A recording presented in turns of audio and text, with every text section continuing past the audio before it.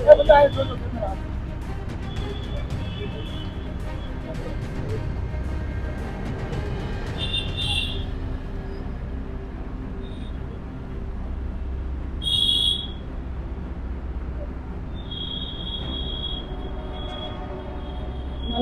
છે ને સોશિયલ મતલબ જેટલી સંસ્થા હોય છે ને એને ક્વેશ્ચન કરે કે સમાજ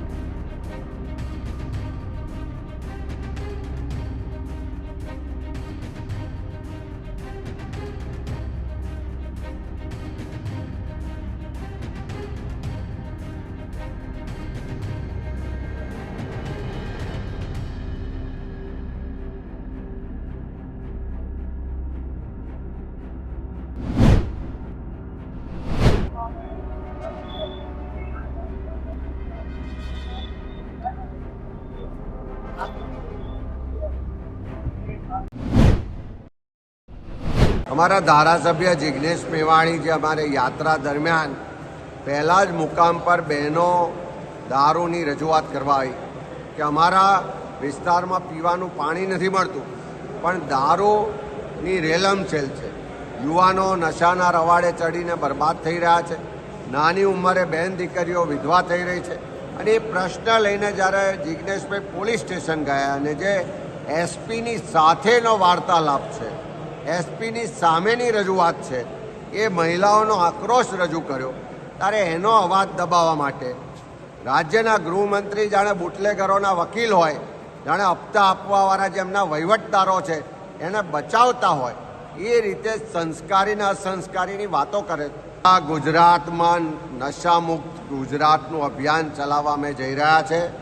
જ્યાં પણ નશો છે, જ્યાં પણ નશાને વધારવાવાળા લોકો છે, જ્યાં પણ દારૂ ને ડ્રગ્સની બધી છે વેચવાવાળા લોકો છે, એ બધાને ખુલ્લા પાડીશું. આ હપ્તા લેનારી સરકારને પણ ખુલ્લા પાડીશું, આ બુટલેગરોને પણ ખુલ્લા પાડીશું અને ગુજરાતની આજની પેઢીને, આવનારી પેઢીને નશામાંથી મુક્ત કરાવવાનો ગુજરાત કોંગ્રેસનો સંકલ્પ છે.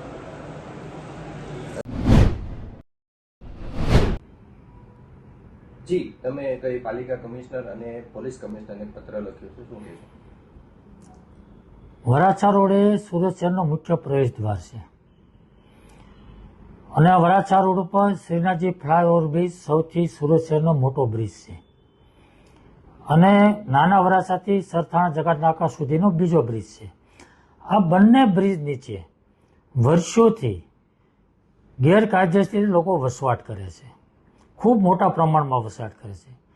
આ બ્રિજ નીચે અનેક વાહનો, સંખ્યાબંધ વાહનોનું દબાણ પણ હોય છે, જેસીબી, મોટા ટ્રક, ટેમ્પાઓ, ટ્રેક્ટરો. એના કારણે ખૂબ ભયંકર ગંદકી પણ થાય છે. આ બ્રિજ નીચે ગેરકાયદેસર લોકો ફક્ત રહેશે એવું નથી, વસવાટ કરે એવું નથી, પણ એમના ધંધા પણ 2 નંબરના છે. દારૂ, જુગાર, ડ્રગ્સ, ગાંજા, અફીણ, અનેક પ્રકારના ન્યુસન્સ છે. એ લોકો પીવે પણ છે અને વેચે પણ છે અને અનેકવાર પોલીસે ત્યાં રેડ પાડીને પકડ્યા પણ છે. અને મ્યુનિસિપલ કમિશનરને પણ ખબર છે. એટલે આ ત્યાં લાખો લોકો રોજ રોડ પર નીકળે છે, પોલીસ પણ નીકળે છે, કોર્પોરેશનના અધિકારીઓ પણ નીકળે છે.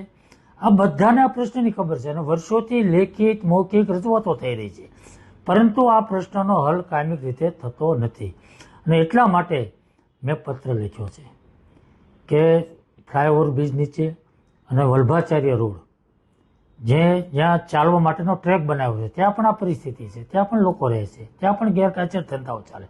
તો આ બંને રોડ ઉપર આ ન્યુસન્સ દૂર થવું જોઈએ, એની સામે કડક કાર્યવાહી થવી જોઈએ અને કાયમિક હલ થવો જોઈએ.